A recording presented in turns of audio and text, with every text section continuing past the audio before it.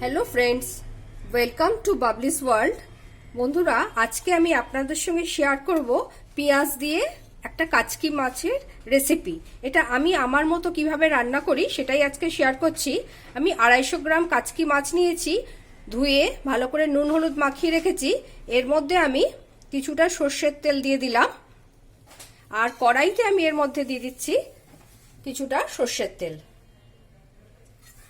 কাচকি মাছটা আমি না ভেজে রান্না করব, আর এখানে মাছটার মধ্যে যে একটু সর্ষের তেল দিলাম সেটা কাঁচা সর্ষের তেল মাছটার মধ্যে মাখিয়ে নিলাম, তাহলে স্বাদটা খুব ভালো আসবে। তেল গরম হয়ে গেলে তেলের মধ্যে আমি দিয়ে দিলাম 5 ফোড়ন আর 3 কোয়া রসুন। 3 কোয়া রসুন আমি জাস্ট হামাল দিস্তার এইটা দিয়ে পেছন দিয়ে জাস্ট এখানে অল্প একটু থেতো করে নিলাম।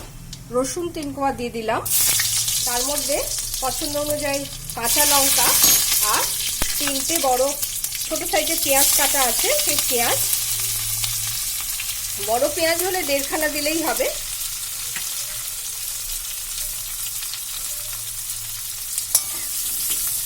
এটাকে এবার একটু ভাজা করে নেব।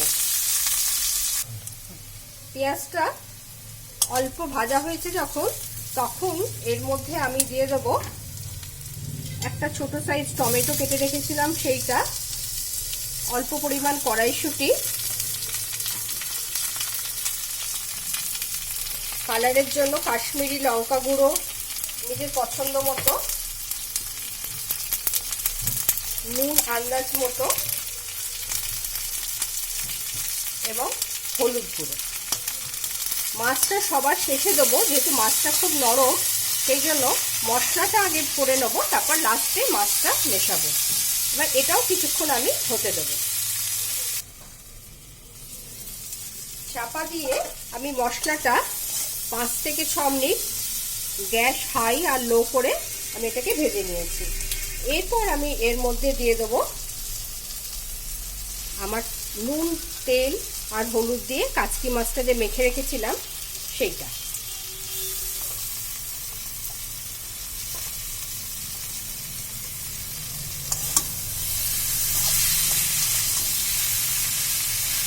মশলাটা ভালো করে মাখিয়ে উপর থেকে অল্প পরিমাণ ধনেপাতা ছড়িয়ে আবার আমি 10 মিনিটের জন্য এটাকে চাপা দিয়ে রাখবো। 10 মিনিট ধিমে আছে মাছটা যখন রান্না হচ্ছে, এই সময় একটু টেস্টের জন্য অল্প একটু চিনি দিয়ে দিলাম।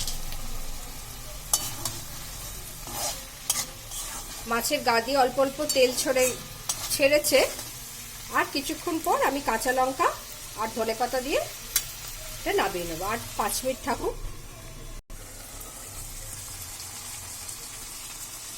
মাছ একদম রেডি।